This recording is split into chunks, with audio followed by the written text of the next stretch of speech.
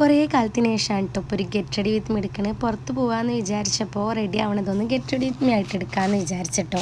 അപ്പോൾ ആദ്യം തന്നെ മുഖത്ത് കുറച്ച് സൺസ്ക്രീം അപ്ലൈ ചെയ്ത് കൊടുക്കുകയാണ്. പണ്ടത്തെ പോലത്തെ മിനുക്ക് പരിപാടികളില്ല, പെട്ടെന്ന് കഴിയും. അപ്പോൾ അതിന് ശേഷം കുറച്ച് പൗഡറും കൂടി അപ്ലൈ ചെയ്ത് കൊടുത്തു കേട്ടോ. ഇനി നമുക്ക് കണ്ണിൻ്റെ മുകളിൽ വരണം കൊടുക്കാം. ആദ്യം തന്നെ പെൻസിൽ വെച്ചിട്ട് കണ്ണിൻ്റെ അടിയിലൊന്ന് നന്നായിട്ട് വരണം കൊടുത്ത് അതിന് ശേഷം മുകളിലും കൂടി വരികയാണ് കേട്ടോ. അപ്പോൾ ഞാൻ ഈ ക്യാമറ വെച്ച പോയിൻറ്റും അതേപോലെ തന്നെ എൻ്റെ കണ്ണാടിയും ഒരേ ഭാഗത്തായതുകൊണ്ട് തന്നെ എനിക്ക് ക്യാമറ ഓഫ് ആക്കിയാലും വേഗം റെഡി ആവാൻ പറ്റിയിട്ടോ. വീട്ടിലൊക്കെ ആകുമ്പോൾ ഞാൻ ആദ്യം ഇവിടെ നിന്ന് ക്യാമറയുടെ ഭാഗത്തൊന്ന് നോക്കും, പിന്നെ കണ്ണാടി അവിടെ നോക്കും, അങ്ങനെ ചെയ്തു തരുന്നത്. അതിനുശേഷം നമുക്ക് ലിപ്സ്റ്റിക്ക് ഇടാം. ഇക്കാകപ്പാട് 2-3 കമൻറ്റാണ് എൻ്റെ കമൻറ്റ് ബോക്സിൽ വരാറുള്ളത്. അതാണെങ്കിൽ എൻ്റെ ഉമ്മയും താത്തൊക്കെ ഇടലുള്ളത്. പക്ഷേ ഈ ഇടയായിട്ട് നോക്കിയപ്പോൾ എൻ്റെ ലിപ്സ്റ്റിക്കിൻ്റെ ഷെയ്ഡ് ചോദിച്ചിരുന്നു.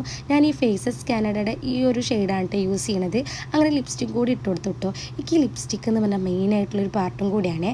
അതിനുശേഷം ഞാൻ ഈ ലിപ്സ്റ്റിക്ക് വെച്ചിട്ട് തന്നെ കുറച്ച് ബ്ലഷും കൂടി ഇട്ട് കൊടുത്തിട്ടുണ്ടായിരുന്നു കേട്ടോ. എന്നിട്ട് ഞാൻ തട്ടം ചുറ്റി കുത്താൻ പോവാണ്.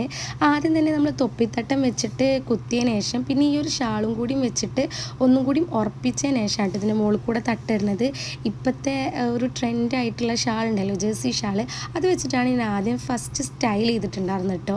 അപ്പോൾ ഞാൻ ഇക്ക വന്നിട്ട് കാണിച്ചു കൊടുത്തപ്പോൾ ഇക്കാക്ക് അത് അത്ര അങ്ങോട്ട് പറ്റിയില്ല. അപ്പോൾ ഞാനത് മാറ്റിയിട്ട് പിന്നെ നോർമലായിട്ടുള്ള ഷാൾ ഉണ്ടല്ലോ, ആ ഒരു ഷാൾ വെച്ചിട്ടാണ് കുത്തി കേട്ടോ. അപ്പോൾ ഞാൻ എൻ്റെ ഫൈനൽ ലുക്ക് ലാസ്റ്റ് കൊടുക്കാം. എങ്ങനെയുണ്ടെന്ന് എന്തായാലും കമൻറ്റിൽ പറയാം കേട്ടോ.